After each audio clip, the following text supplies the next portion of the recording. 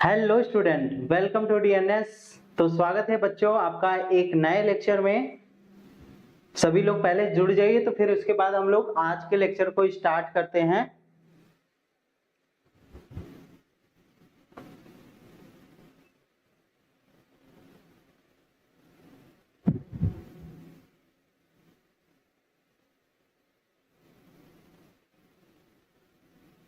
तो बच्चों, हम थोड़ा सा बात कर लेते हैं पिछले लेक्चर की। तब तक आप लोग जुड़ जाइए सभी लोग। तो पिछले लेक्चर में हमने क्या क्या किन चीजों को पढ़ाया था उसके बारे में थोड़ा सा आपको बता देते हैं। ठीक है, तो लेक्चर फर्स्ट में मैंने वेक्टर को बताया था कि वेक्टर, स्केलर, जो सबसे बेसिक चीजें हो सकती हैं वेक्टर और स्केलर की, वो चीजें मैंने पिछले क्लास में आपको बताया था। ठीक है, उसमें मैंने बताया था कि आपका फिजिकल क्वांटिटी क्या होती है, क्वांटिटी क्या होती है, हमको वेक्टर की जरूरत क्यों पड़ी, और साथ ही साथ मैंने बताया था कि वेक्टर आपका होता क्या है, स्केलर क्या होता है, और साथ ही साथ मैंने वेक्टर के जितने भी टाइप्स होते हैं उनको मैंने डिटेल में आपको पिछले लेक्चर में बताया था।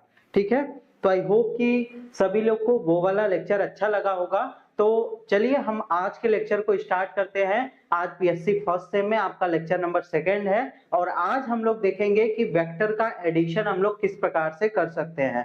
ठीक है, वेक्टर एडिशन को हम लोग आज अच्छे से देखेंगे। वेक्टर एडिशन चूंकि आपका एक एनालिटिकल मेथड से वेक्टर एडिशन कर सकते हैं, और एक हम लोग कैसे कर सकते हैं, एक एनालिटिकल मेथड और एक ग्राफिकल मेथड से हम लोग वेक्टर को ऐड कर सकते हैं। तो उन चीजों को आज हम लोग आज के लेक्चर में देखेंगे। ठीक है, तो आज का लेक्चर नंबर 2, चलिए हम लोग स्टार्ट करते हैं। आई होप कि सभी लोग आ गए होंगे। चलिए, तो आज हम लोग पहला टॉपिक यहाँ पे देखने वाले हैं। पहला टॉपिक है आपका क्या है, नीड और इंपॉर्टेंस ऑफ वेक्टर एडिशन।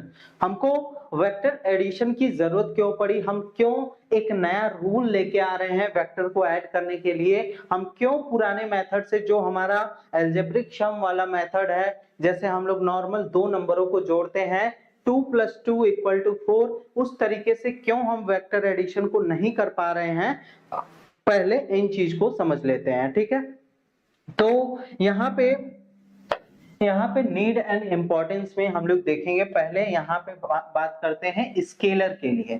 ठीक है, स्केलर एडिशन जो होता है वो आपका कैसे हम लोग करते हैं, और साथ ही साथ आपको वेक्टर एडिशन के बारे में भी पता चल जाएगा। ठीक है, वेक्टर एडिशन और हम लोग स्केलर एडिशन के बारे में थोड़ा सा पहले देख लेते हैं कि इसकी इंपॉर्टेंस क्यों है, वेक्टर एडिशन के लिए क्यों नया रूल लेके आया गया। ठीक है, स्केलर एडिशन की बात करते हैं। तो स्केलर एडिशन हम लोग जानते हैं कि अगर यहाँ पे पहला एग्जांपल अगर हम लोग ले, तो मान लीजिए एक एक आपका 10 लीटर वाटर का बॉटल है, 10 लीटर, और एक में आपका 20 लीटर है। ठीक है, दो आपके बॉटल्स हैं, बड़े बॉटल्स हैं, जिसमें 10 लीटर और 20 लीटर आपके वाटर भरे हुए हैं। मतलब एक में 10 लीटर पानी है, एक में 20 लीटर पानी है। तो अगर हमको स्केलर एडिशन चूंकि नॉर्मल अलजेब्रिक सम से होता है, तो हम लोग क्या करेंगे, अगर हमको टोटल वाटर बताना है, तो टोटल जो वाटर होगा उन बॉटल्स के अंदर, जो टोटल वाटर्स होगा वो कितना होगा, आप क्या करेंगे, 10 करेंगे प्लस 20 करेंगे, तो आपका कितना आ जाएगा, 30 लीटर। मतलब यहाँ पे नॉर्मल एडिशन से हमारी इंफॉर्मेशन है उन दोनों बॉटल्स के लिए निकल जा रही है। एडिशन करने से, नॉर्मल अलजेब्रिक सम करने से हमारे इसकी प्रॉब्लम सॉल्व हो जा रही है, स्केलर एडिशन आराम से हो जा रहा है। ठीक है, तो इसीलिए इसके लिए कोई भी रूल्स आपके नहीं लाए गए। सेकेंड एग्जांपल मान लेते हैं, ये आपका 100 केजी का एक बॉक्स है और एक 200 केजी का एक बॉक्स है। ठीक है, दो बॉक्सेस हैं, एक 100 केजी का, एक 200 केजी का। केमिस्ट्री की क्लासेस कुछ टाइम में आपके चलने लगेंगी। ठीक है, हाय अभिषेक। चलिए, अब देखिए यहाँ पे स्केलर एडिशन में बात कर रहा था मैं कि 100 केजी का एक बॉक्स है, एक 200 केजी का बॉक्स है। तो अगर हम लोग टोटल यहाँ पे टोटल बॉक्स की वेट को अगर हम लोग कैलकुलेट करें, मास को कैलकुलेट करेंगे, तो कितना हो जाएगा, 100 + 200 और इक्वल टू क्या हो जाएगा 300 kg। तो मतलब हम लोग स्केलर एडिशन को अगर नॉर्मल मेथड से करते हैं तो हमारा जो आंसर है, जो एडिशन है वो सेटिस्फाइज हो जाता है, वो हमको रिजल्ट मतलब सही तरीके के रिजल्ट को देता है। इसीलिए हम लोग स्केलर एडिशन के लिए कोई नया रूल नहीं लेके आए, जो हमारा नॉर्मल अलजेब्रिक सम का मेथड था वही मेथड यहाँ पे भी यूज होता है। आइए अब देखते हैं हम लोग वेक्टर एडिशन के बारे में। अब वेक्टर एडिशन में मान लीजिए कि आपके पास एक F1 फोर्स है जो कि 10 न्यूटन ईस्ट की तरफ है और एक दूसरा वेक्टर है F2 वेक्टर है जो कि दूसरा फोर्स है जिसपे कितना फोर्स लग रहा है 20 न्यूटन ईस्ट की तरफ लग रहा है। ठीक है, मतलब दोनों एक ही डायरेक्शन में है। तो अगर हमको टोटल वेक्टर बताना पड़ेगा, टोटल रिजल्टेंट बताना पड़ेगा, टोटल फोर्स बताना पड़ेगा, तो क्या करेंगे हम लोग नॉर्मली 10 न्यूटन। अब क्योंकि हम लोग जानते हैं कि आपका ईस्ट, वेस्ट, नॉर्थ, साउथ, ठीक है, ये चारों डायरेक्शंस होते हैं। तो यहाँ पे हमने क्या लिया है, दोनों को ईस्ट में लिया है। मतलब यहाँ पे एक आपका 10 न्यूटन का इस तरीके से वेक्टर F1 बन जाएगा और एक 20 न्यूटन का वेक्टर आपका इस तरीके से बन जाएगा। तो दोनों को जब ऐड करेंगे तो 10 + 20 कर देंगे, इक्वल कितना आ जाएगा 20 न्यूटन ईस्ट की तरफ आपका इसका एडिशन हो जाएगा। अब इसी क्वेश्चन को मैं बात करता हूं, अगर इसी क्वेश्चन में मैं क्या चेंज कर दूं, अगर F2 की वैल्यू हम लोग क्या ले लें 20 न्यूटन, या हम लोग दूसरा एग्जांपल ले लेते हैं। अगर F1 को मान लीजिए 10 न्यूटन ले रहे हैं ईस्ट की तरफ और F2 को हमने कितना लिया है 10 न्यूटन वेस्ट की तरफ। अब इन दोनों का जब हम लोग रिजल्टेंट निकालेंगे, जब रिजल्टेंट कैलकुलेट करेंगे तो कितना हो जाएगा, यहाँ पे अगर हम लोग 10 न्यूटन ईस्ट की तरफ चले और यहाँ पे 10 न्यूटन हम लोग वेस्ट की तरफ, तो इस प्रकार से कोई आपका ग्राफ आपका इस प्रकार से दिखेगा। ठीक है, अब इस ग्राफ को जब आप रिजल्टेंट निकालेंगे, मतलब ये 10 न्यूटन आपका इस साइड चला जाता है। देखिए यहाँ पे मैं इसको फिर से समझा देता हूं। देखिए अगर मान लीजिए कि आपका कोई वेक्टर है जो कि 10 न्यूटन यहां तक गया, कोई आदमी है जो कि 10 मान लीजिए कोई बॉक्स है जो कि 10 न्यूटन फोर्स लगाया गया तो यहां पे पहुंचा। ठीक है, और जब उस पे अपोजिट, जस्ट अपोजिट मतलब वेस्ट डायरेक्शन में उसी पे 10 न्यूटन का फोर्स लगा देंगे तो जो रिजल्टेंट निकलेगा वो 10 न्यूटन माइनस 10 न्यूटन हो जाएगा। मतलब उस पे जो कितना फोर्स लगेगा, जो रिजल्टेंट फोर्स होगा वो कितना होगा, 0 होगा। ठीक है, किसी बॉक्स के अगर दोनों तरफ आप 10 न्यूटन, इधर से 10 न्यूटन लगाइए और इधर से 10 न्यूटन लगाइए, तो दोनों जब ये बॉक्स 10 न्यूटन दोनों तरफ से लगेगा तो ये बॉक्स कहीं पे भी नहीं जाएगा, अपने मेन पोजीशन पे क्या करेगा, रुका रहेगा, क्योंकि जो रिजल्टेंट फोर्स है वो आपका यहाँ पे क्या हो जा रहा है, 0 हो जा रहा है। ठीक है, तो यहाँ पे देख रहे हैं वही रिजल्टेंट की वैल्यू यहाँ पे कितनी आई है, 20 न्यूटन ईस्ट आई है, उसी रिजल्टेंट की यहाँ पे वैल्यू 0 आई है। और अगर हम किसी एंगल के लिए ले लेंगे तो उसी रिजल्टेंट की वैल्यू कुछ डिफरेंट आएगी। तो यहाँ पे देख रहे हैं इसी रिजल्टेंट की,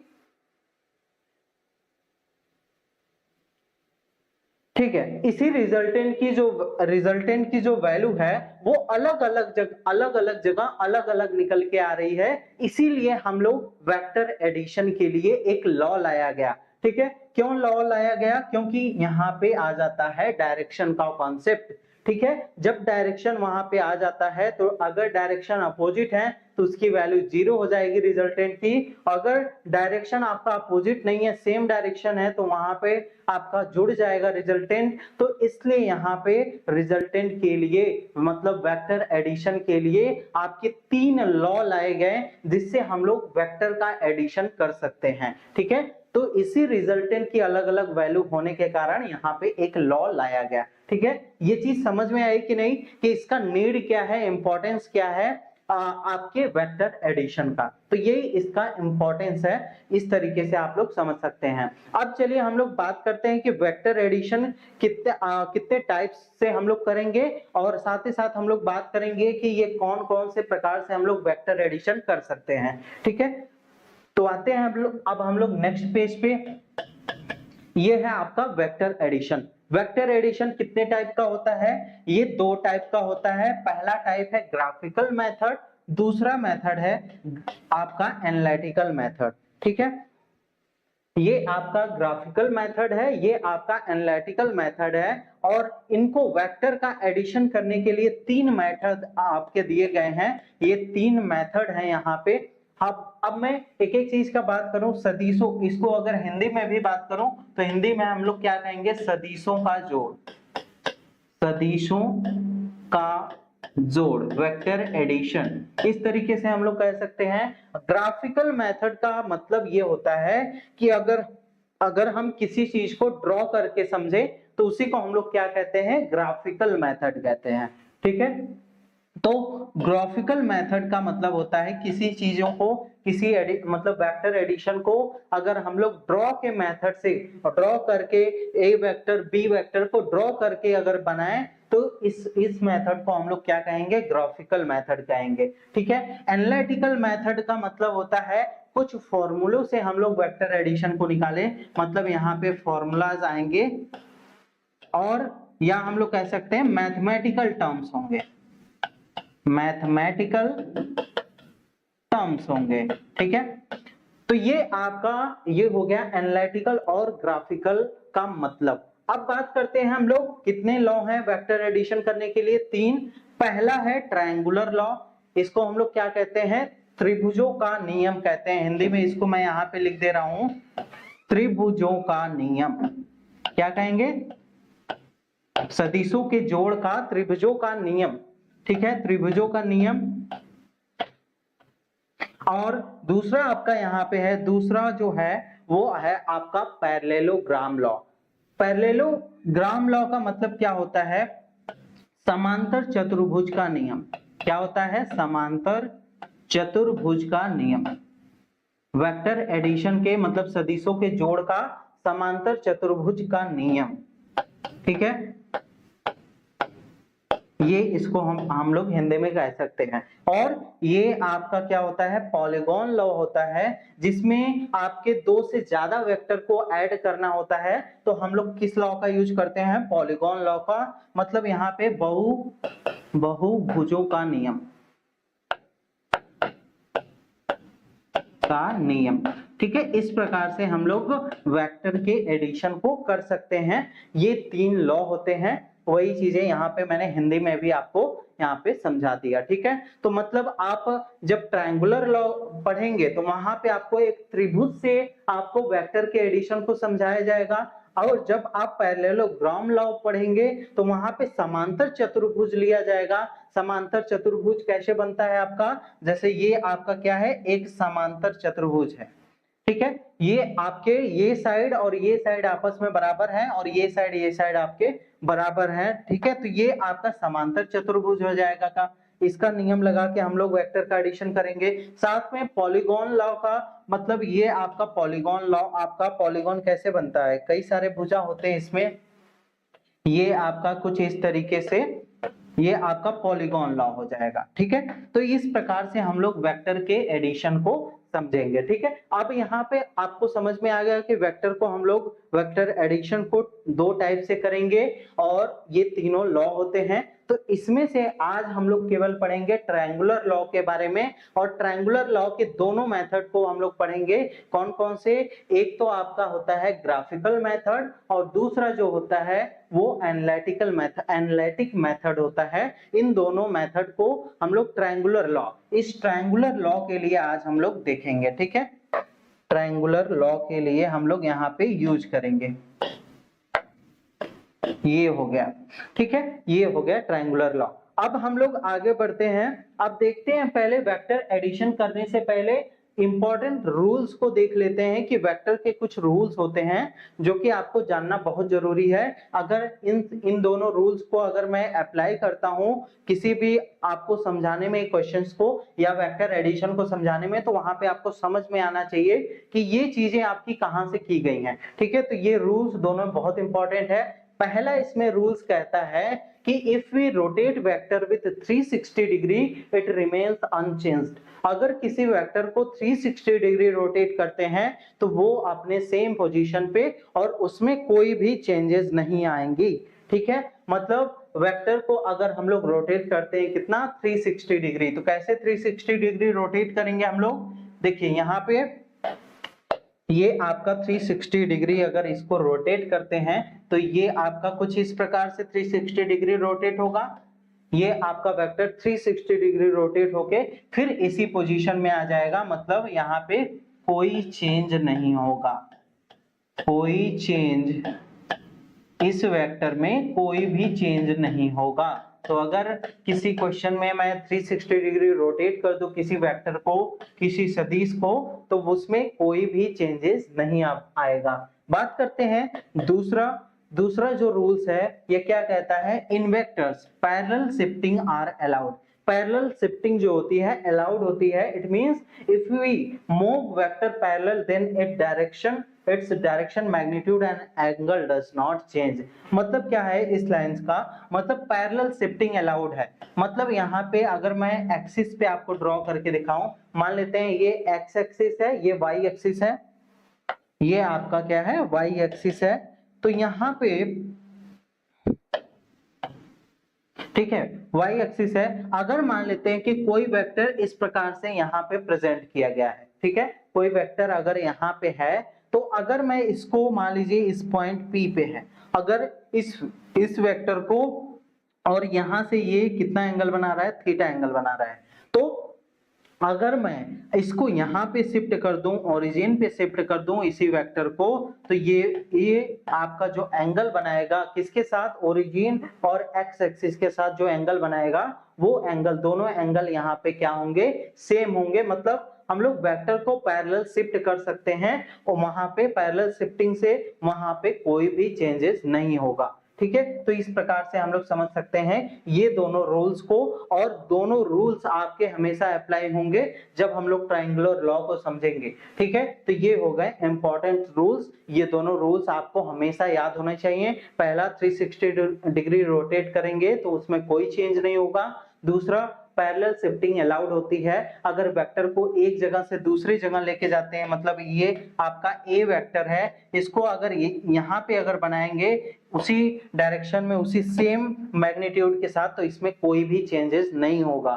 ठीक है, इसमें कोई भी चेंजेस नहीं होगा, मतलब ए वेक्टर इक्वल टू आपका ए वेक्टर के इस वेक्टर के बराबर होगा। ठीक है, आगे बढ़ते हैं। अब हम लोग यहां से स्टार्ट करते हैं ट्रायंगुलर लॉ को। ठीक है, वेक्टर एडिशन का पहला यहाँ पे है, पहला टाइप है। ठीक है, फर्स्ट टाइप, जिसके हम लोग ग्राफिकल और एनालिटिकल मेथड दोनों को देखेंगे। ठीक है, ठीक है, तो ट्रायंगुलर लॉ के बारे में बात करते हैं। इट स्टेट दैट, ये ट्रायंगुलर लॉ कहता क्या है, इसको हम लोग देखते हैं। It state that if two vector are represented in magnitude and direction by two sides of triangle takes in an order। ये जो in an order है, इस बात पे आप लोग ध्यान दीजिएगा।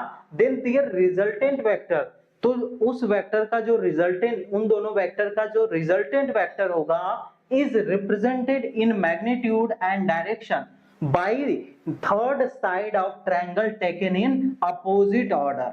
ठीक है, यहाँ पे दो शब्द आए हैं, एक ऑर्डर, एक उसी ऑर्डर में और एक अपोजिट ऑर्डर में। तो पहले हम लोग ऑर्डर को समझते हैं, फिर उसके बाद हम लोग इस पूरे ये आपका ट्रायंगुलर लॉ कहना क्या चाहता है वेक्टर को ऐड करने के लिए, उसके बारे में हम लोग समझेंगे। ठीक है, तो इट स्टेट दैट, तो यहाँ पे देखिए अगर मैं इसको समझाऊं ऑर्डर को, ठीक है, अगर किसी, या इसको हिंदी में भी एक बार बता देते हैं, अगर किसी दो वेक्टर के जो आपका परिमाण है और दिशा है, वो आपका किसी एक ऑर्डर में लिया गया है, जो कि किसी दो भुजा को बताते हैं, ट्रायंगल के दो भुजा को बताते हैं, तो तीसरा जो रिजल्टेंट होगा, जो रिजल्टेंट का जो मैग्नीट्यूड होगा, परिमाण होगा, दिशा होगा, वो किससे दिखाया जाएगा, तीसरे भुजा से, जो कि अपोजिट ऑर्डर में लिया जाएगा। ठीक है, तो इसको बनाते हैं, पहले ऑर्डर को हम लोग समझ लेते हैं। देखिए यहाँ पे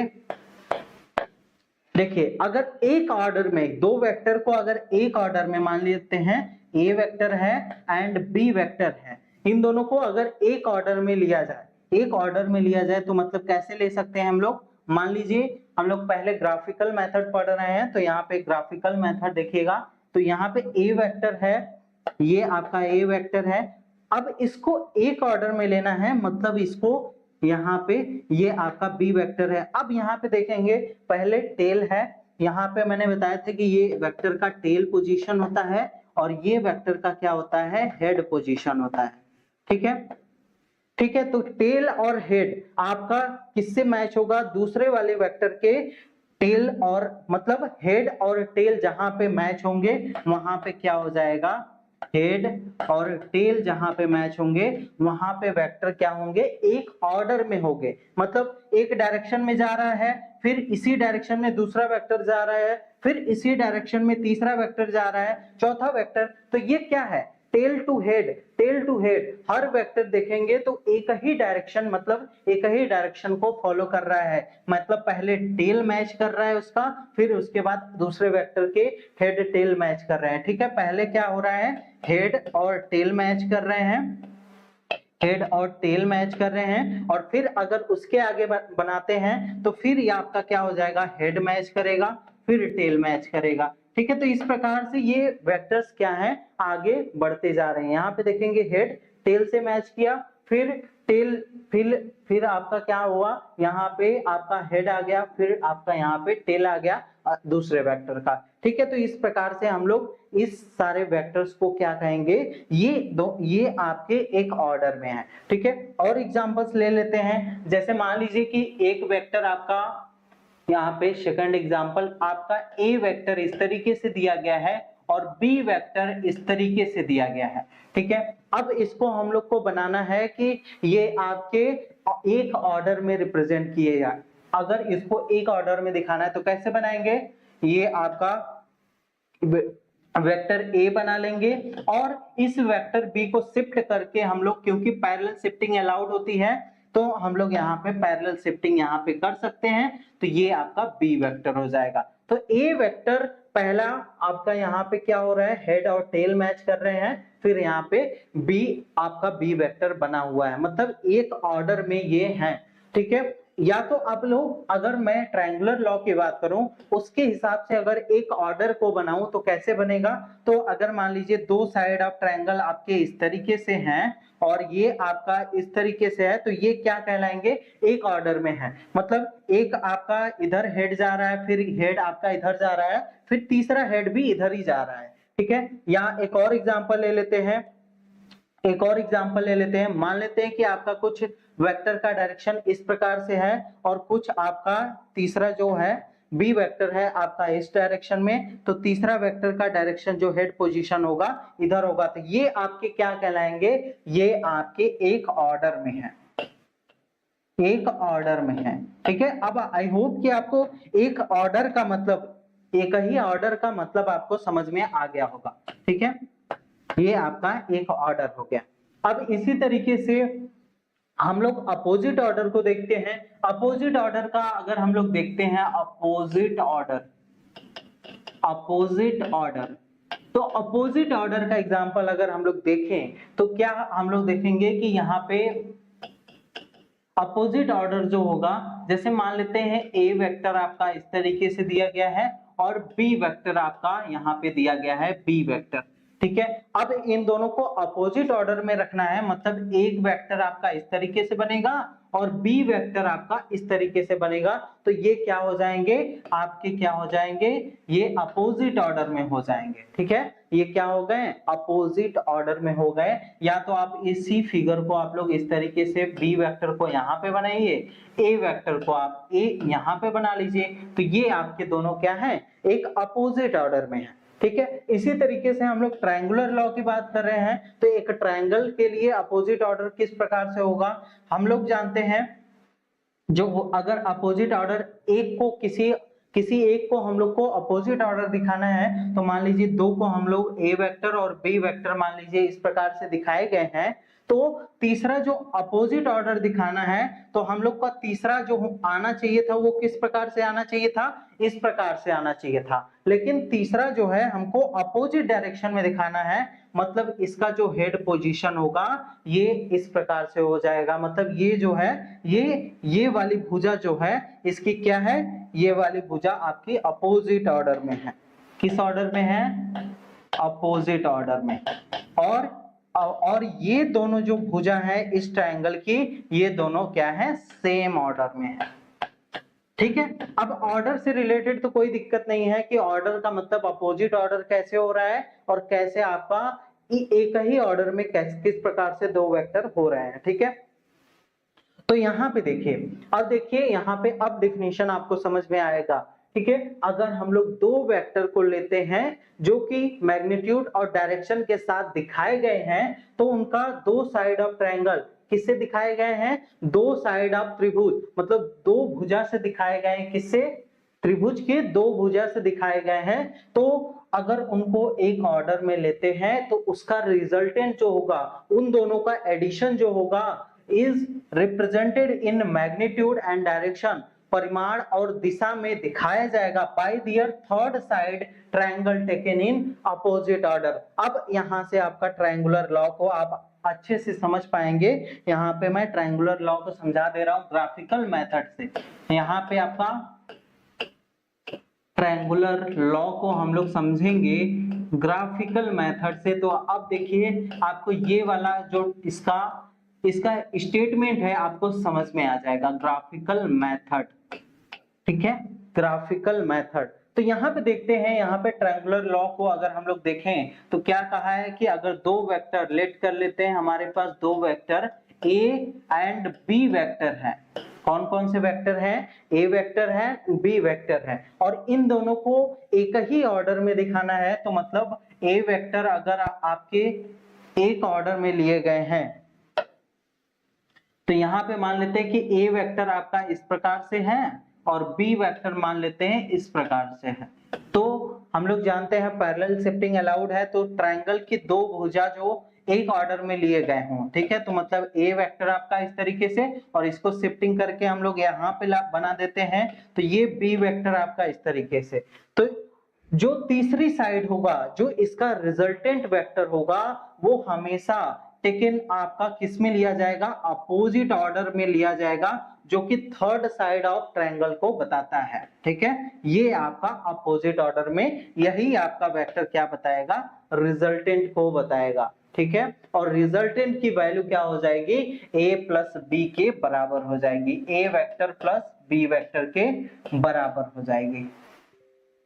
ठीक है, आई होप कि ये चीज आपको समझ में आ गई होगी अच्छे से कि ट्रायंगुलर लॉ में ग्राफिकल मेथड से आप लोग कैसे एडिशन करते हैं। सेकंड, एक और एग्जांपल ले लेते हैं, दूसरा लेट कर लेते हैं, हमारे पास दो वेक्टर हैं इस प्रकार से लिए गए हैं। ठीक है, ये आपका ए वेक्टर है और ये आपका बी वेक्टर है। अब ए बी वेक्टर को हमको ऐड करना है किससे, ट्रायंगुलर लॉ से। तो यहाँ पे करते हैं, ट्रायंगुलर लॉ से ऐड करना है, तो आप ए वेक्टर जैसा बना है उसी तरीके से बनाइए, और फिर बी वेक्टर को एक ऑर्डर में लेना है, तो बी वेक्टर को यहाँ पे ड्रॉ करेंगे। अब ऐसा नहीं करेंगे कि हम लोग ए वेक्टर को इस प्रकार से बना रहे हैं और बी वेक्टर को यहाँ पे बना देंगे, तो ये दोनों का डायरेक्शन क्या हो जा रहा है, ठीक अपोजिट हो जा रहा है। तो ये दोनों आपके क्या हो गए, अपोजिट कहलाएंगे, अपोजिट ऑर्डर में है। ठीक है, ऐसा नहीं करना है, आप लोग को क्या करना है, दो वेक्टर जो कोई आपको दिए गए हैं वो दोनों को सेम ऑर्डर में लेना है, और तीसरा जो रिजल्टेंट लेना है वो अपोजिट ऑर्डर में लेना है। मतलब तीसरा आपका डायरेक्शन इधर आना चाहिए, इसका हेड पोजीशन इस साइड आना चाहिए था, लेकिन तीसरा साइड आपका कहाँ आया है, इस साइड निकल के आया है। तो यहाँ पे इसका जो यही आपका जो आर वेक्टर को रिप्रेजेंट करेगा, और यहाँ पे फॉर्मूला जो होता है R vector equal to A plus B. ठीक है, समझ में आया कि नहीं यहाँ पे कैसे चीजें करनी है। अगर आपको मान लेते हैं कि अगर एक क्वेश्चन के फॉर्म में मैं एग्जांपल दूं तो मान लेते हैं ए वेक्टर की वैल्यू 4 मीटर है और यहाँ पे बी की वैल्यू आपकी 5 मीटर है। तो यहाँ पे रिजल्टेंट हमको अगर बताना रहे या डिस्प्लेसमेंट अगर इसका बताना रहे तो आर वेक्टर आपका यहाँ से दिखाया जाएगा। तो आर वेक्टर अगर हम लोग लिखेंगे तो यहाँ पे 4 + 5 = 9 मीटर के बराबर हो जाएगा। और साथ में इसका डायरेक्शन दिखाने के लिए कौन सा वेक्टर यूज किया जाता है, हमेशा यूनिट वेक्टर यूज किया जाता है। तो आर वेक्टर का यूनिट वेक्टर यहाँ पे दिखा देंगे। ठीक है, तो इस प्रकार से हम लोग इसको समझ सकते हैं। ग्राफिकल मेथड के ट्रायंगुलर लॉ आपसे कहना क्या चाहता है। त्रिभुज है, त्रिभुज के दो साइड आपको एक ऑर्डर में लिए जाएंगे और तीसरा जो है अपोजिट ऑर्डर में कर दीजिएगा। तो तीसरा साइड जो होगा वही इसके किसको बताएगा, रिजल्टेंट को बताएगा, उन दोनों के एडिशन को बताएगा। ठीक है, ठीक है, तो आई होप कि आपको समझ में आ रहा होगा। ठीक है, कि कैसे आप लोग समझ सकते हैं कि वेक्टर का एडिशन ग्राफिकल मेथड से आप लोग किस प्रकार से कर सकते हैं। ठीक है, तो इस टाइप का क्वेश्चन अगर आपको मिल जाएगा तो आप आराम से एडिशन कर सकते हैं। अब इसी क्वेश्चन को चेंज बस इतना करेगा कि आपका वेक्टर ए का डायरेक्शन चेंज होगा, कुछ इस प्रकार से रहेगा। तो यहाँ पे रिजल्टेंट बताना रहेगा तो आप बता लेंगे। यहाँ पे ए की वैल्यू मान लेते हैं 10 और बी की वैल्यू आपकी कितनी हो गई, 20 है। तो यहाँ पे आपका आर वेक्टर जो है वो आपका कितना हो जाएगा, 30 और आर कैप आपका यूनिट वेक्टर लग जाएगा। ठीक है, तो आई होप कि यहाँ पे आपको समझ में आ गया होगा कि ग्राफिकल मेथड क्या कहना चाहता है ट्रायंगुलर लॉ का। ठीक है, एक बार आप लोग स्टेटमेंट आप लोग देख लीजिए और तब तक अगर आपको कोई दिक्कत है यहाँ पे तो आप लोग यहाँ पे बोलिए मुझसे, मैं उसको आपको समझाऊंगा। ठीक है,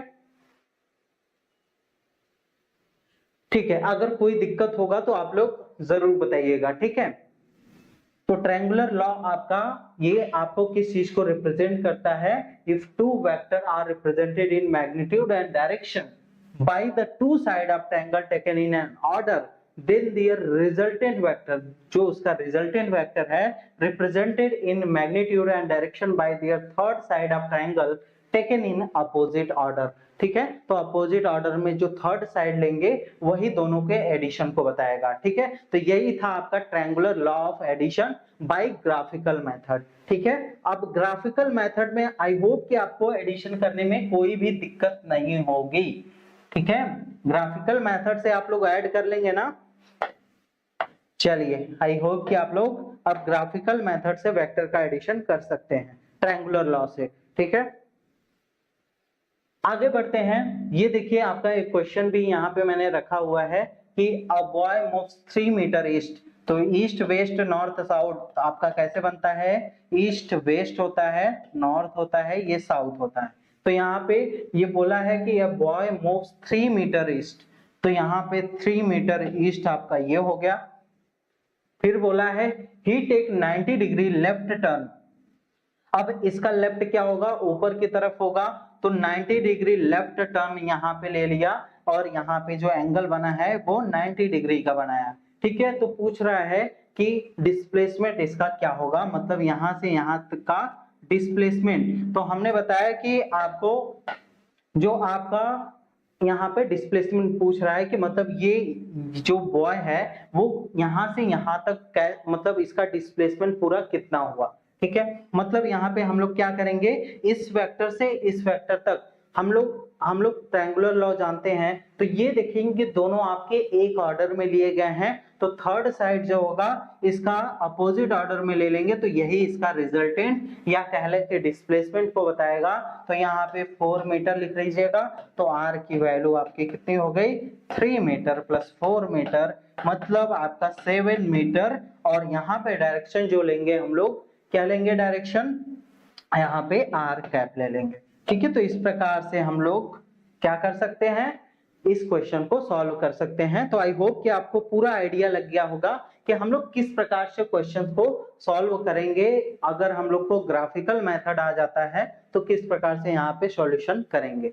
ठीक है, अब बात करते हैं एनालिटिकल मेथड की, कि हम लोग analytical method addition of vector सदिशों के जोड़ को हम लोग ट्रायंगुलर लॉ त्रिभुजों के नियम के द्वारा हम लोग एनालिटिकल मेथड से कैसे कर सकते हैं, मतलब फॉर्मूलाज के टर्म में हम लोग किस प्रकार से लिखेंगे। ठीक है, एक मिनट। ठीक है, तो यहाँ पे देखिए, अब यहाँ पे एडिशन करना है तो लेट कर लेते हैं, दो वेक्टर हमारे पास हैं ए और बी वेक्टर। अब हमको एक फॉर्मूला के टर्म में बताना है, तो कैसे बताएंगे, हमने ए और बी वेक्टर ले लिया, तो लेट कर लेते हैं, हमने ए और बी वेक्टर ले लिया, जो कि मान लेते हैं कि ए वेक्टर आपका इस तरीके से है, पेन चेंज कर लेते हैं। ठीक है, ए वेक्टर आपका इस प्रकार से है, और मान लेते हैं कि बी वेक्टर जो है, डार्क पेन, ठीक है, मान लेते हैं कि जो बी वेक्टर है आपका इस प्रकार से दिया गया है। ठीक है, ए वेक्टर और बी वेक्टर इस प्रकार से दिए गए, तो हम लोग कैसे एडिशन करते हैं, इन दोनों को एक ऑर्डर में लेंगे, और यहाँ पे थर्ड साइड जो होगा अपोजिट ऑर्डर में होगा, वही आपका इसका रिजल्टेंट होगा। तो यहाँ पे आर वेक्टर की हम लोग को वैल्यू बतानी है फॉर्मूले के टर्म में। ठीक है, और ये इसका जो मैग्नीट्यूड है इसका ए है, और इसका मैग्नीट्यूड जो है बी है। मैग्नीट्यूड का मतलब परिमाण, मतलब आर वेक्टर का अगर आपसे कोई परिमाण पूछे, मतलब परिमाण का मतलब कि क्या हो जाएगा, इसका मॉड आपसे पूछा जा रहा है। ठीक है, तो इसकी वैल्यूज, परिमाण क्या होती है, मैंने बताया था परिमाण का मतलब क्या होता है, कोई संख्या, वहां पे जो संख्या दी गई है उसी को केवल कंसीडर किया जाएगा। ठीक है, तो यहाँ पे आर वेक्टर का मॉड हम लोग को फाइंड आउट करना है, और ए वेक्टर का मॉड का मतलब कि ए के ऊपर वेक्टर है और जो इतना मैग्नीट्यूड है वो ए से दिखाया जाएगा, तो इसलिए हमने बस केवल ए लिखा है यहाँ पे। ठीक है, वैसे है अगर पूरे डायरेक्शन के साथ लेंगे तो इसको ए वेक्टर हम लोग को दिखाना पड़ेगा, जैसा कि मैंने यहाँ पे शो अप किया हुआ है। ठीक है, अब ए है और बी है। अब देखिए यहाँ पे क्या करना है, आर वेक्टर का हम लोग को वैल्यू फाइंड आउट करना है। अब देखिए यहाँ पे हम लोग को करना क्या है, इसको बी वेक्टर को हम लोग थोड़ा सा यहाँ पे बना लेते हैं। अब देखिए यहाँ पे मान लीजिए यहाँ से एक परपेंडिकुलर ड्रॉ कर दीजिए। ठीक है, यहाँ पे एक परपेंडिकुलर हमने ड्रॉ कर दिया। ठीक है, अब ये परपेंडिकुलर जब ड्रॉ किया तो ये आपके 90 डिग्री का एंगल हो जाएगा, और लेट कर लेते हैं कि जो साइड्स हैं आपके यम है, यन है और यक्स है, और ये वाला क्यू ले लेते हैं। ठीक है, क्यू यम एन एक्स हमने इसके सबके साइड्स हमने ले लिए हैं। ठीक है, अब हमको किसकी वैल्यूज चाहिए, पहले अगर हम लोग देखिए, अगर हम लोग केवल इस ट्रायंगल की बात करते हैं, इस ट्रायंगल की हमको किसकी किसकी वैल्यूज चाहिए, पहले अगर हमको इसकी वैल्यू पता चल जाए, इसकी वैल्यू पता चल जाए, तो हम लोग क्या करेंगे, पाइथागोरस थ्योरम लगाएंगे, पाइथागोरस प्रमेय लगाएंगे, जिससे हम लोग आर वेक्टर की वैल्यू, मॉड ऑफ आर की वैल्यू हम लोग फाइंड आउट कर पाएंगे। तो हम लोग का सबसे पहला मोटिव रहेगा कि हमको ये जो परपेंडिकुलर है इसकी वैल्यू मिल जाए, और यहाँ पे मान लेते हैं ये जो एंगल है ये आपका थीटा है, ये थीटा एंगल है, और ये लेट कर लेते हैं अल्फा एंगल है। तो इसकी वैल्यू हम लोग को चाहिए और इसकी वैल्यू चाहिए, तो कैसे फाइंड आउट करेंगे, पहले हम लोग क्या करते हैं, cos थीटा ले लेते हैं। ठीक है, अब यहाँ पे इसको देखिए, मैं आपको यहाँ पे थोड़ा सा यहाँ पे समझाते चलता हूँ। यहाँ पे cos थीटा अगर हम लोग ले लेते हैं, तो cos थीटा अगर हम लोग लेते हैं तो आपका क्या हो जाएगा, cos थीटा अगर हम लोग लेंगे तो cos आपका क्या होता है, यहाँ पे बेस अपॉन हाइपोटेनियस होता है। आपको पता होगा कि cos जो होता है हमेशा बेस अपॉन हाइपोटेनियस होता है।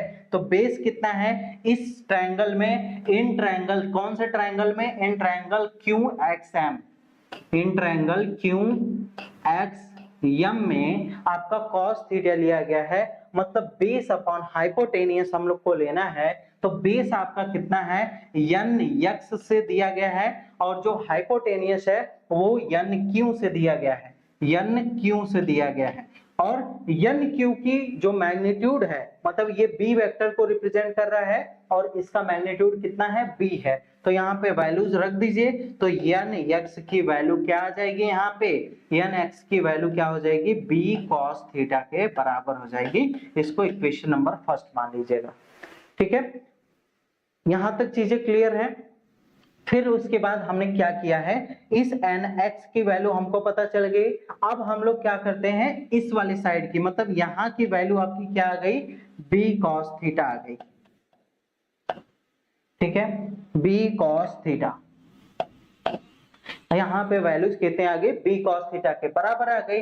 इसी तरीके से अगर हमको इस साइड की वैल्यू पता करनी है तो यहाँ पे हम लोग क्या ले लेते हैं, sin थीटा ले लेते हैं। sin थीटा ले लेंगे तो sin थीटा क्या होता है, परपेंडिकुलर अपॉन हाइपोटेनियस। तो परपेंडिकुलर कितना है, यहाँ पे qx के बराबर है, और हाइपोटेनियस, हाइपोटेनियस आपका n q के बराबर है। परपेंडिकुलर हमने क्यों इसको लिया है, क्योंकि इस एंगल के जो सामने वाला पार्ट रहता है, भुजा रहती है त्रिभुज की, वही आपका क्या कहलाता है, परपेंडिकुलर कहलाता है। ठीक है, तो यहाँ पे n q, और n q की वैल्यू पता है कि b के बराबर है, यहाँ पे आप लोग देख रहे हैं। तो यहाँ पे qx की वैल्यू क्या आ गई, b sin थीटा आ गई। ठीक है, ये आपकी वैल्यू आ गई b sin थीटा। अब यहाँ पे किस प्रकार से आपको करना है, देखिए इसको नेक्स्ट पेज पे करते हैं। अब इन ट्रायंगल हम लोग किस ट्रायंगल में बात करेंगे, यम एक्स क्यू में, in triangle M X Q, क्योंकि हमको ये वाली साइड पता है, ट्रायंगल की ये वाली साइड पता है। तो अब हम लोग इस पूरे ट्रायंगल में बात करेंगे, मतलब ये जो पूरा ट्रायंगल बना हुआ है इस ट्रायंगल के लिए बात करेंगे। पहले हमने कौन से ट्रायंगल के लिए किया हुआ था, यहाँ पे पहले हमने इस वाले ट्रायंगल के लिए बात किया हुआ था। ठीक है, कौन से ट्रायंगल के लिए, ये वाला ट्रायंगल। ये जो ट्रायंगल है पहले इससे हमने इन दोनों की वैल्यू निकाली है, और फिर अब हम लोग पूरे ट्रायंगल की बात कर रहे हैं। ठीक है, बहुत बढ़िया, यहाँ तक चीजें क्लियर हो गई होंगी। अब आगे बढ़ते हैं। देखिए अब क्या करना है हम लोग को, इन ट्रायंगल किसमें, किस ट्रायंगल में बात करेंगे, इन ट्रायंगल आपका क्या है, एम एक्स क्यू में। ठीक है, किसमें, यम एक्स और क्यू वाले ट्रायंगल में बात करेंगे। अब हमको किसकी, कौन सा प्रमेय लगाना है, पाइथागोरस प्रमेय लगाना है यहाँ पे। तो पाइथागोरस थ्योरम यहाँ पे अप्लाई करते हैं, यहाँ पे डार्क पेन। ठीक है, तो यहाँ पे अगर हम लोग पाइथागोरस थ्योरम लगाते हैं तो क्या हो जाएगा, आपका हाइपोटेनियस का स्क्वायर, मतलब हाइपोटेनियस कितना दिया गया है, यम क्यू का स्क्वायर, यम क्यू का स्क्वायर यहाँ पे लिख भी देते हैं बाय पाइथागोरस थ्योरम, यहाँ पे लिख देते हैं by Pythagoras theorem. Pythagoras theorem से आपका यहाँ पे क्या चीजें बताई जाएंगी, आपका क्या हो जाएगा, यहाँ पे मतलब आपका हाइपोटेनियस का स्क्वायर हो जाएगा, मतलब यम एक्स का स्क्वायर हो जाएगा, यम क्यू का स्क्वायर, हाइपोटेनियस क्या था आपका, यम क्यू था, और यम क्यू का स्क्वायर, फिर एम एक्स का स्क्वायर, मतलब आपका क्यू एक्स का स्क्वायर, और फिर यम एक्स का स्क्वायर, परपेंडिकुलर का स्क्वायर और हाइपोटेनियस का स्क्वायर। तो यहाँ पे क्यू एक्स यहाँ पे लिख लेंगे, क्यू एक्स का स्क्वायर प्लस आपका क्या हो जाएगा, यम एक्स का होल स्क्वायर। इस प्रकार से हम लोग पाइथागोरस थ्योरम यहाँ पे हमने अप्लाई कर दिया। ठीक है, कोई डाउट तो नहीं है, यहाँ तक सारी चीजें क्लियर है।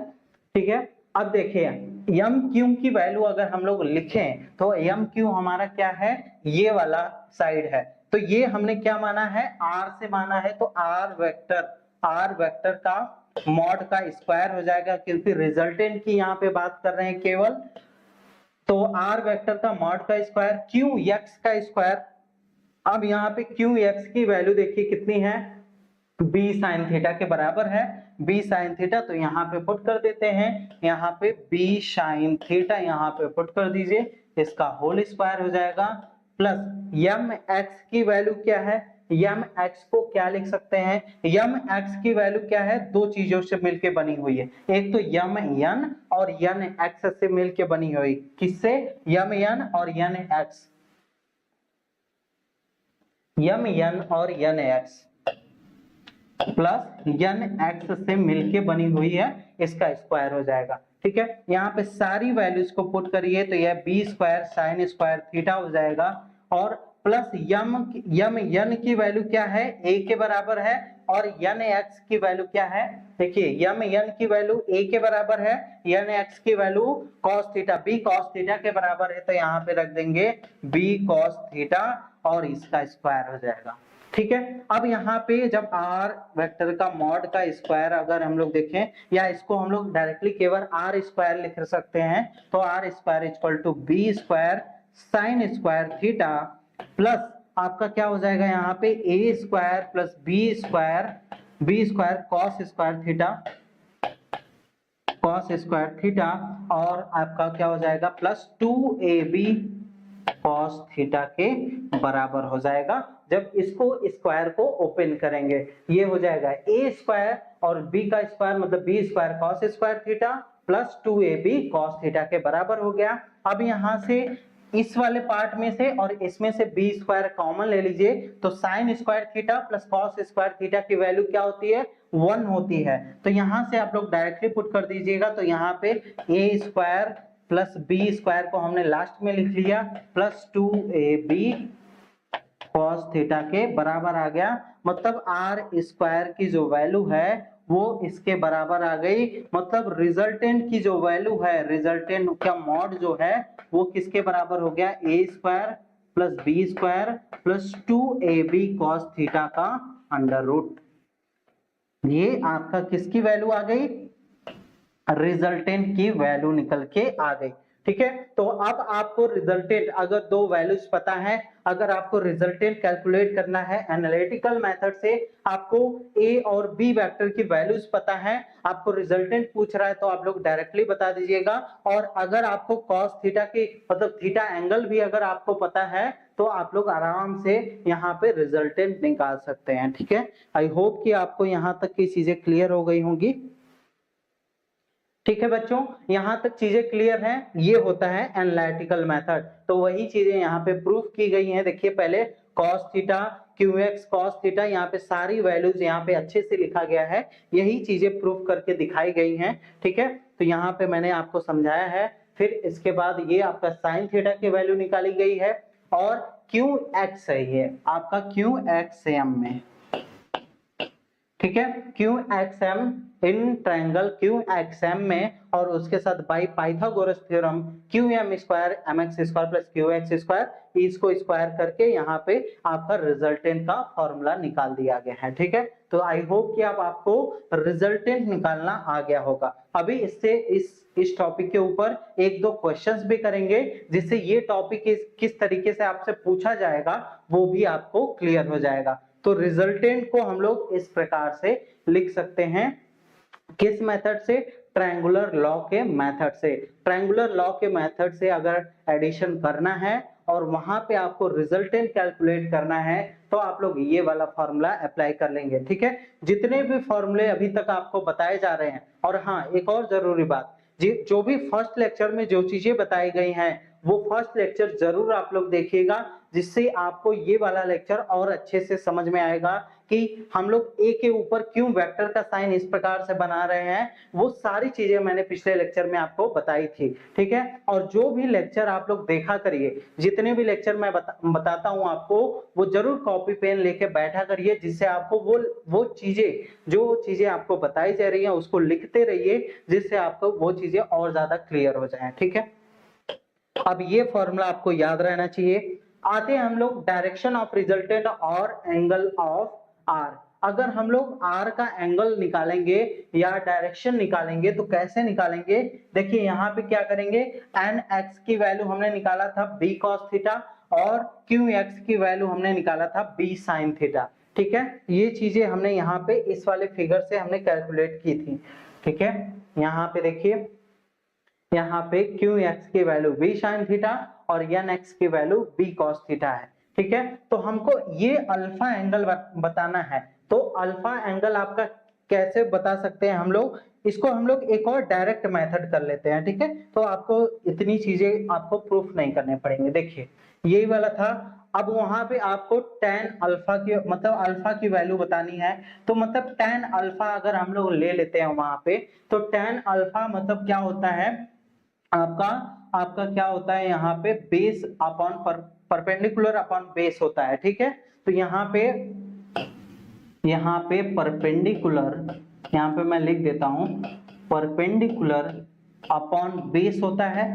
tan का जो आपका फॉर्मूला होता है परपेंडिकुलर अपॉन बेस होता है। तो परपेंडिकुलर देखिएगा यहाँ पे इस अल्फा एंगल के अनुसार आपका यहाँ पे बी अल्फा के लिए जो परपेंडिकुलर होगा ये होगा बी साइन थीटा, और यहाँ पे जो बेस होगा a plus B cos theta के बराबर होगा। ठीक है, यहाँ पे तो आपका फॉर्मूला निकल के आ जाएगा, क्या निकल के आएगा, यहाँ पे tan अल्फा इक्वल टू क्या हो जाएगा आपका b sine theta upon a plus B cos theta. ठीक है, तो tan अल्फा की वैल्यू निकल के आ गई, तो अल्फा की वैल्यू निकालना है तो tan inverse b sine theta upon a plus B cos theta के बराबर हो जाएगा। ये कौन सा एंगल निकल के आया है, एंगल ऑफ ए वेक्टर। ये किसकी वैल्यू निकल के आई है, एंगल ऑफ ए वेक्टर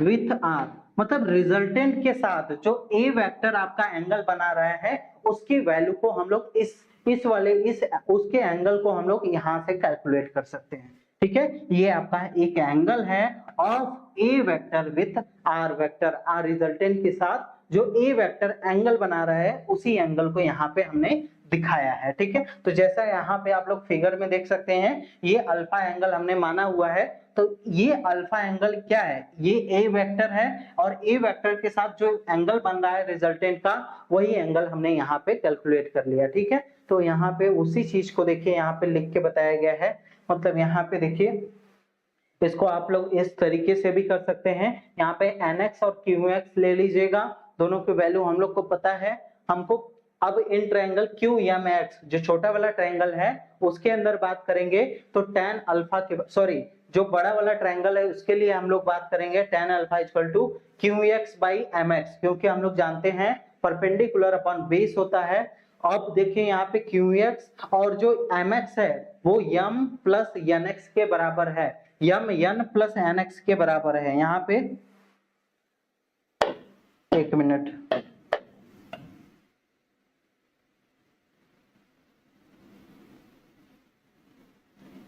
ठीक है, यहाँ पे ये आपका m n plus N X के बराबर है, तो एम एन की वैल्यू ये है और एन एक्स की वैल्यू बी कॉस थीटा है, तो अल्फा की वैल्यू इतनी निकल गई, या तो आप लोग डायरेक्टली इस मेथड से भी कर सकते हैं। ठीक है, तो आई होप की चीजें यहाँ पे क्लियर हो गई होंगी। ठीक है, अब डायरेक्शन ऑफ रिजल्टेंट मिल गया आपको, एंगल ऑफ आर विथ ए यहाँ पे लिख सकते हैं, या तो मैंने यहाँ पे आपको बता ही दिया है। ठीक है, इस प्रकार से हो गया। ठीक है, अब आगे बढ़ते हैं, डायरेक्शन ऑफ रिजल्टेंट हो गया, आगे बढ़ते हैं। अब बात करते हैं स्पेशल केसेस के बारे में। कुछ यहाँ पे स्पेशल केसेस हैं जो कि वेक्टर एडिशन में मुझे हम लोग को ध्यान रखना होगा।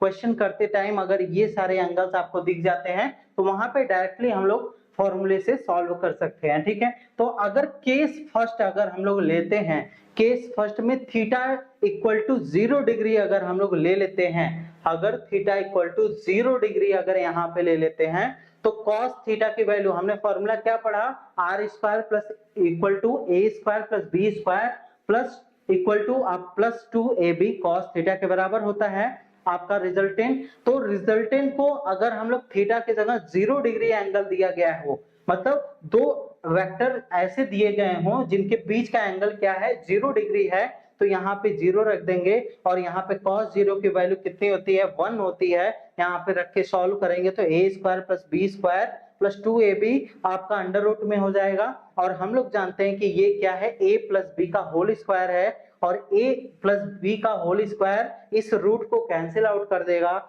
मतलब r इक्वल टू जो रिजल्टेंट होगा a प्लस बी से आपका दिया जाएगा। ठीक है, अगर आपसे रिजल्टेंट में या किसी क्वेश्चन में आपका आ जाता है थीटा इक्वल टू 0 डिग्री है, तो आप लोग डायरेक्टली ये वाला आप लोग फॉर्मूला लगाइएगा और वहां पे आपका एडिशन कर दीजिएगा बस दोनों वैल्यूज को, तो रिजल्टेंट आपको मिल जाएगा। इसी तरीके से सेकंड केस की बात करते हैं, केस नंबर सेकंड है, अगर थीटा आपका 180 डिग्री है, जब थीटा 180 डिग्री है तो हम लोग जानते हैं थीटा 180 डिग्री की वैल्यू कितनी होती है, -1 होती है। तो यहाँ पे cos 180 डिग्री की वैल्यू यहाँ पे -1 रख दिया तो यहाँ पे माइनस आ जाएगा और ये a square plus B square minus 2ab under root में हो जाएगा। और हम लोग जानते हैं ये किसका फॉर्मूला है, a माइनस बी का होल स्क्वायर का फॉर्मूला है। तो इस स्क्वायर से ये वाला रूट आपका कैंसिल आउट हो जाएगा तो r की वैल्यू क्या आ गई, a माइनस बी के बराबर आ गया। ठीक है, तो यहां तक सभी चीजें समझ में आ रही हैं। ठीक है, अब बात करते हैं केस थर्ड की।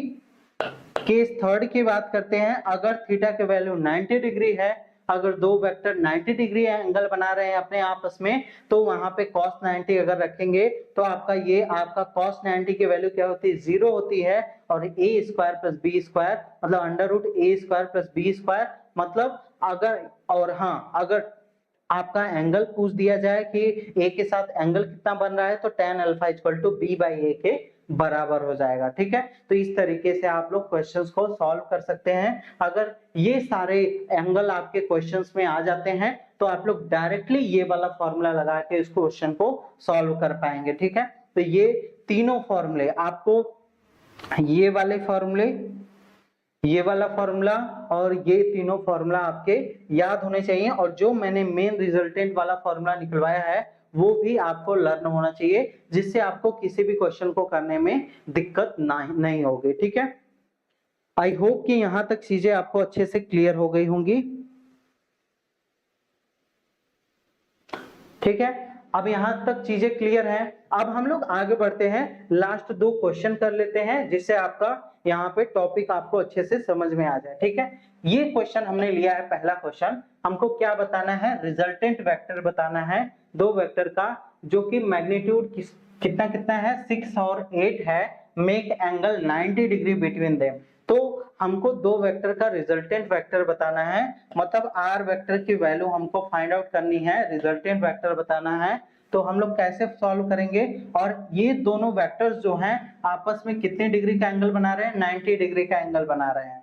ठीक है, ये 90 डिग्री का एंगल बना रहे हैं। तो यहाँ पे क्या हो जाएगा, इसकी वैल्यू कितनी है, 6 है 8 है। अब हम लोग जानते हैं, हमने फॉर्मूला पढ़ा कि स्पेशल केस पढ़ा कि अगर एंगल 90 डिग्री है तो रिजल्टेंट का फॉर्मूला क्या हो जाएगा, under root a square plus B square के बराबर हो जाएगा। मतलब अगर रखते हैं तो a आपका 36 हो जाएगा और 8 का स्क्वायर मतलब आपका 64 हो जाएगा। तो जब दोनों को ऐड करेंगे तो कितना हो जाएगा, 100 हो जाएगा। मतलब 10 जो रिजल्टेंट है इसका कितना आ गया, 10 आ गया। जो रिजल्टेंट है इसका, ये वाली साइड है ये आपके 10 के बराबर आ गई। ठीक है, तो इस प्रकार से हम लोग समझ सकते हैं। ठीक है, ये हो गया सेकंड क्वेश्चन। अब थर्ड क्वेश्चन की बात करते हैं। तीसरा question, find the angle between two vector which magnitude are 3 metre and 4 metre और respectively and resultant is given by 1 metre. अब हमको रिजल्टेंट की वैल्यू दी गई है 1 मीटर, हमको a वेक्टर की वैल्यू दी गई है 3 मीटर और आपको b की वैल्यू दी गई है 4 मीटर। ये सारे वैल्यूज हमको दिए गए हैं, हमको बताना क्या है, एंगल को फाइंड आउट करना है। कैसे करेंगे, यहाँ पे देखिएगा, हमको फॉर्मूला पता है कि मॉड ऑफ आर वेक्टर का square equal to a vector का स्क्वायर, यहाँ पे वेक्टर नहीं लगेगा ना, यहाँ पे a square plus b square plus 2ab cos theta. सारी वैल्यूज रख दीजिए, जो वैल्यू हमको पता है 1 है, इसकी वैल्यू 1 है तो 1 का स्क्वायर 1 ही हो जाएगा। 3 है, 3 3 जा 9 हो जाएगा। b की वैल्यू 4 है तो 4 4 जा 16 हो जाएगा और 2 into 1 सॉरी यहाँ पे 3 into 4 हो जाएगा, 3 into 4 cos थीटा हो जाएगा। अब देखिए सारी वैल्यूज को रखते हैं, यहाँ पे 1 है, इधर यहाँ पे 25 आ गया और यहाँ पे आपका क्या है प्लस, यहाँ पे 24 आ गया cos थीटा। अब देखिए यहाँ पे क्या करते हैं, इस 25 को इधर लेके आएंगे तो ये माइनस में 24 आ जाएगा। ठीक है, क्योंकि -25 आएगा और -25 में से +1 जाएगा तो -24 बचेगा और यहाँ पे 24 cos थीटा आपका पहले से है। अब देखिए यहाँ पे कैसे करना है, अब देखिए यहाँ पे cos थीटा की वैल्यू अगर आप लोग को बताना है, मतलब थीटा की वैल्यू बताना है, तो हम लोग 24 को इधर डिवाइड कर देते हैं, तो -24 अपॉन 24। अब ये दोनों वैल्यू क्या होंगी, कैंसिल आउट हो जाएंगी, तो cos थीटा इक्वल टू क्या हो गया, -1 के बराबर आ गया। हम लोग जानते हैं कि cos theta equal to, cos में हमारी कौन सी वैल्यू होती है, जो -1 आती है, तो 180 डिग्री की वैल्यू क्या होती है, -1, तो यहाँ से थीटा की वैल्यू कितनी आ गई, 180 डिग्री आ गई। ठीक है, इस प्रकार से आप क्वेश्चंस को कर सकते हैं। अगर आपको एंगल निकालना हो, रिजल्टेंट निकालना हो, तो किस प्रकार से आप फॉर्मूले को यूज करेंगे, यहाँ पे आपको समझ में आ गया होगा। ठीक है, तो यही था आपका vector addition triangular law method से। ट्रायंगुलर लॉ चाहे एनालिटिकल की बात करें, चाहे आपका ग्राफिकल मेथड की बात करें, दोनों से मैंने आपको एक एक क्वेश्चन, दो क्वेश्चन, और आपके क्या होता है मेथड, उसके रूल्स क्या होते हैं, ये सारी चीजें मैंने यहाँ पे आपको समझा दिया। ठीक है, अब अगले क्लास में जब भी मिलेंगे, वहां पे पैरेललोग्राम लॉ के बारे में बात करेंगे, उसका जो ग्राफिकल मेथड होता है वो क्या होता है, उसका जो एनालिटिकल मेथड होता है क्या होता है, और उसके साथ साथ उसके क्वेश्चंस किस प्रकार से हम लोग करेंगे। ठीक है, और साथ में मैं कोशिश करूंगा कि आपका पॉलीगॉन लॉ जो है वो भी आपका उसी जगह कंप्लीट हो जाए। ठीक है, तो यही था आज के लेक्चर में। आई होप कि आज का लेक्चर आपको बहुत अच्छा लगा होगा और सभी चीजें आपको समझ में आ गई होंगी। ठीक है, लास्ट में जो बच्चे ये वाला लेक्चर YouTube पे देख रहे हैं, उनके लिए मैं बता दूं कि आपको ये जितने भी क्लासेस आपको मिल रहे हैं अभी डेमो के रूप में मिल रहे हैं, और ये क्लासेस आपको, अगर आपको कंप्लीट कोर्स चाहिए बीएससी मैथमेटिक्स का, या बीएससी बायोलॉजी का, बीएससी एग्रीकल्चर का, या बीकॉम का, अगर आपको पूरा लाइव आपको चाहिए, पूरा आपका कोर्स चाहिए इन सभी के लिए, तो आप लोग हमारा कोर्स परचेज कर सकते हैं, जिसके लिए केवल वन टाइम पेमेंट करना पड़ेगा 1250 का। और आपको बीएससी मैथमेटिक्स की खासकर बात करें तो आपको मैथ, स्टैट, फिजिक्स, केमिस्ट्री चारों सब्जेक्ट की क्लासेस आपको मिल जाएगी मात्र 1250 रुपीज में। ठीक है, यहाँ पे आपको ऑनलाइन इंटरेक्टिव क्लासेस मिलेंगी, और उसके साथ साथ लाइव डाउट सेशन रहेगा। जो भी क्लास में मैंने लिखा नोट्स, वो सारा पीडीएफ आपको प्रोवाइड किया जाएगा, और साथ में साथ आपको previous year question paper solve करवाया जाएगा। और प्रीवियस ईयर एक यूनिट एंड होने के बाद उस यूनिट से रिलेटेड जो कोई इंपॉर्टेंट क्वेश्चन आपके एग्जाम से रिलेटेड हो, चाहे वो यूपी कॉलेज का हो, चाहे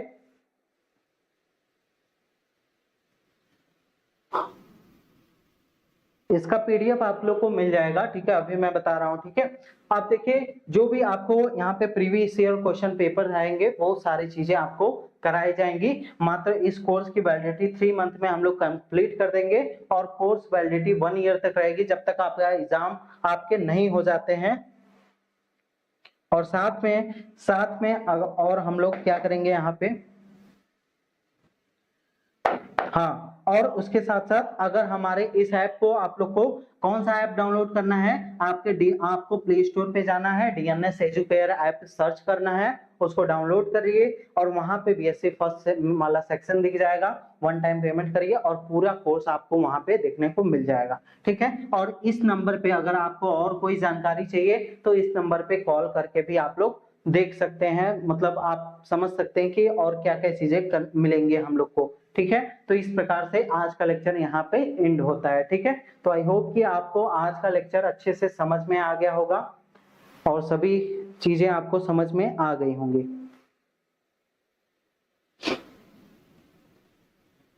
जी, आपकी क्लासेस आपकी स्टार्ट हो चुकी हैं, ऐप पे जो क्लासेस हैं ये आपकी स्टार्ट हो चुकी हैं। जो नए क्लास अभी चल रहे हैं आपके, ये ऐप पे अपडेट कर दिए जाएंगे। ठीक है, तो जितने भी क्लासेस यूट्यूब पे चल रहे हैं, आप लोग भी जो बच्चे ऐप पे हमारे ज्वाइन हो चुके हैं, वो लोग यूट्यूब से ही आप लेक्चर्स को पढ़ सकते हैं।